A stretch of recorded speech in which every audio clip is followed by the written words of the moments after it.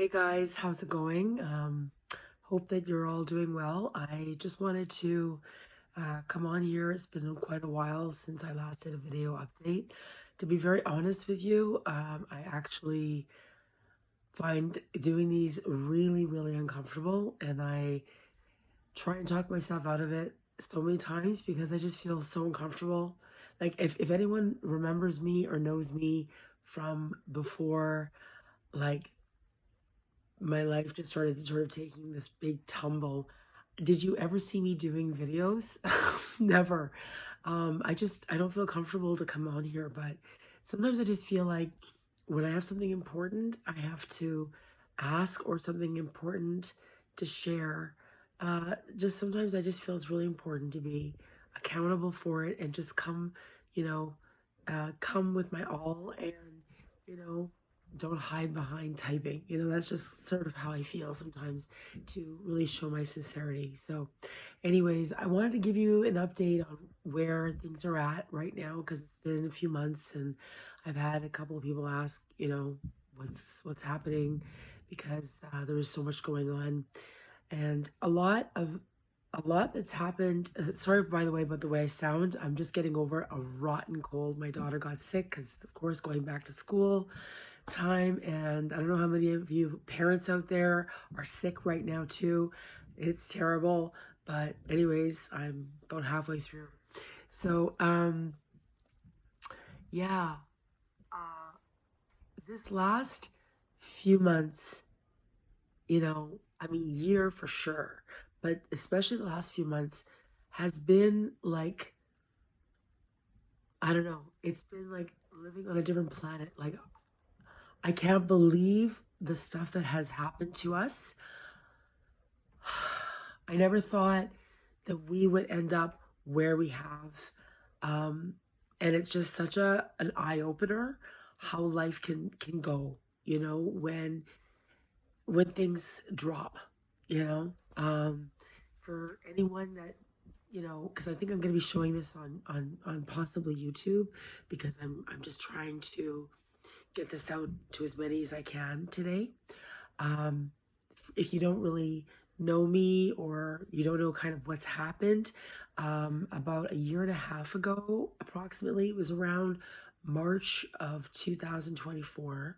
Um, yeah, I started noticing something strange going on with my legs. And actually, even a few years ago, I was noticing something. And then I took some special drink and it actually went away. But then last year, or yeah, 2024, I started noticing something strange happening again. And it really worried me. And I looked into it and it started going into a really bad direction. And I ended up getting diagnosed with lymphedema. And lymphedema is basically the lymphatic system is under siege, it's under severe distress, and it's not circulating through the body properly.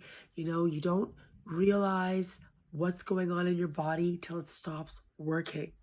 So the lymphatic system is like the sewage maintenance system. Okay, so it's the lymph system is circulating through your body to pick up all the toxins, pick up all the garbage, and then exit out of your body. Well, when you've got congestion in your lymph system, that doesn't happen anymore.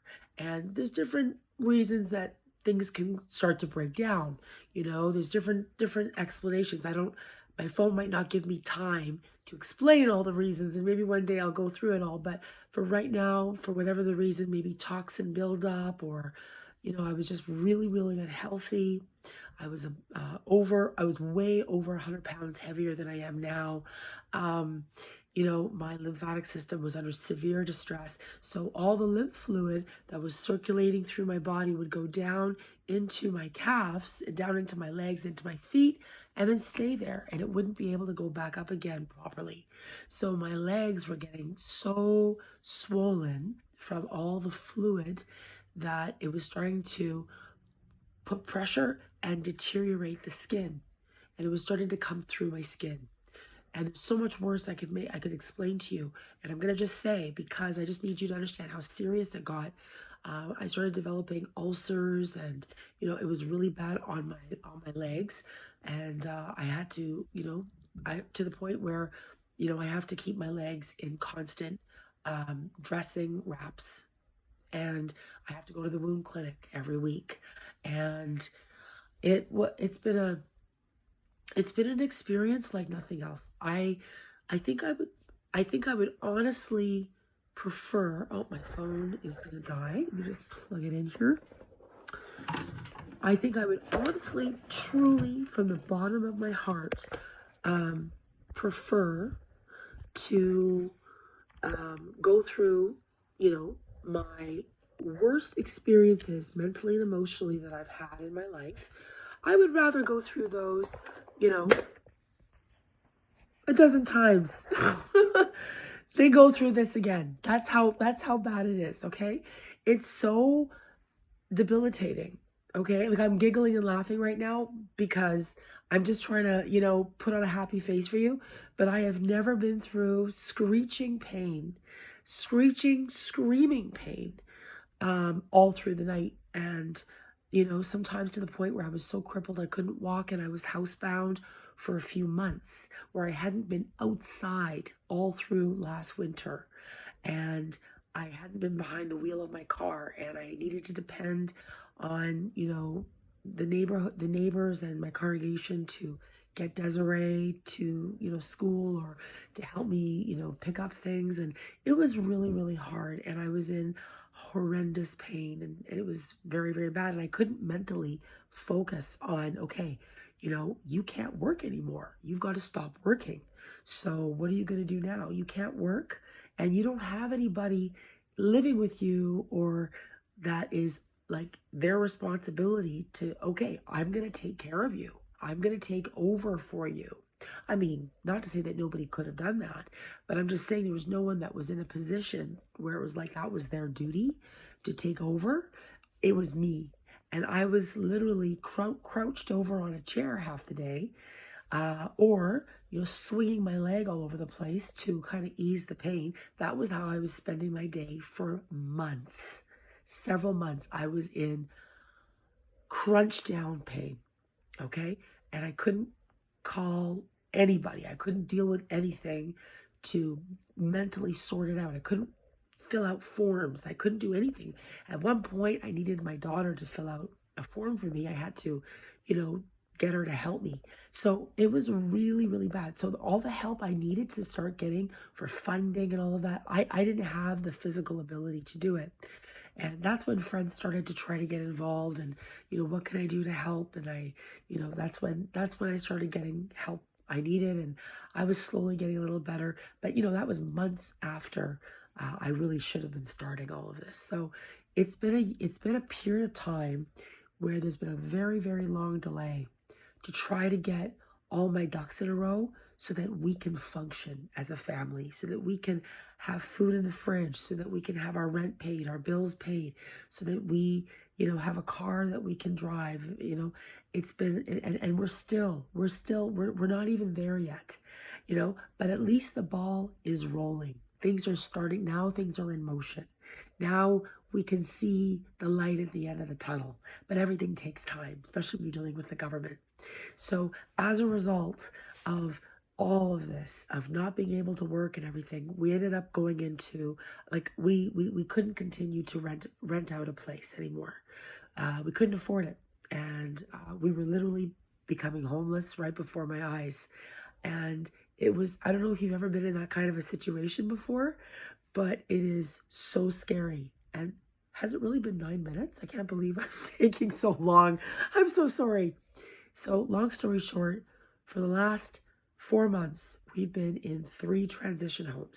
Transition homes for women are usually women that are fleeing abuse, but there are some places that also help women that are just going through a very difficult time. So, I was fortunate enough to squeeze Desiree and I into some places that were, able to help.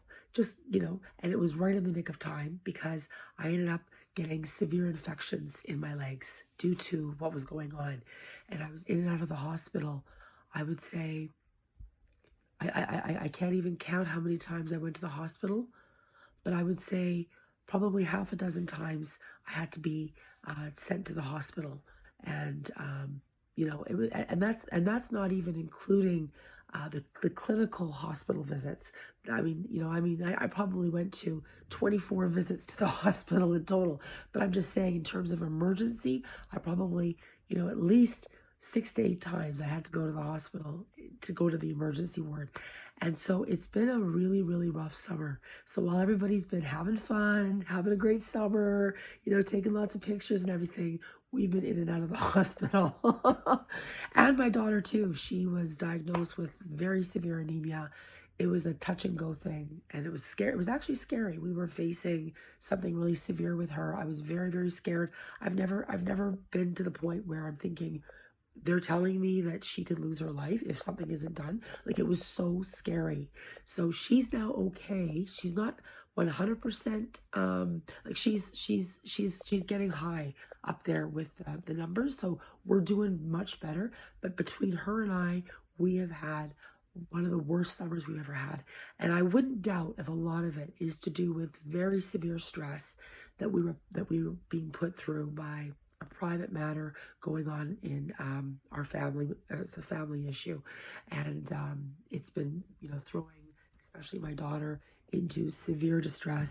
And we now have to get a lawyer involved, which I've just now started to do.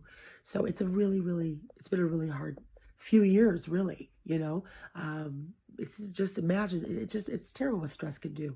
So where things are at right now is, I can't keep my daughter and I in a transition house anymore. It's just too much on us. So we are fighting for our I say it for our life. I don't mean literally, but we are doing everything. I'm doing everything I can to get us into a rental, and I have rented out a suite. I have a tenancy agreement. Everything's set. We're supposed to move tomorrow, but the problem is that I was given the false understanding from the ministry that certain things would be covered. I was told that my storage unit, which is like $700 a month for 2 units, will be covered. Like, I just have to submit it and explain that if I don't have this covered, this debt that I have with this horrible storage unit, unfortunately, I won't be able to move out because I can't afford to, take everything out of the storage unit in order to move. I can't afford to do that and pay for my first month's rent, you know? So I was like, okay, great. And I had two ministry workers assure me it'll be no problem. Well, what happens? As soon as I'm going through the process of making the request for, need help with getting a mover and all these things that the ministry does help you with, I came to the issue of the storage unit. And of course, the lovely woman that I was given had a big issue with it, and was raking me over the coals of, wanting to know my budget and why can't I afford it? And I'm like, I've been in a transition houses for the last 4 months.